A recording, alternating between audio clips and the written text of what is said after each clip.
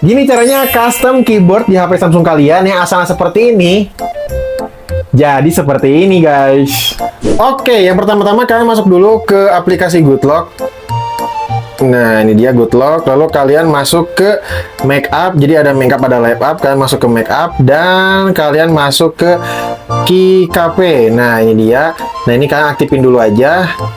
Nah, ini kalian pilih dulu untuk warna keyboardnya ya.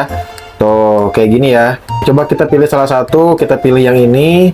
Apply.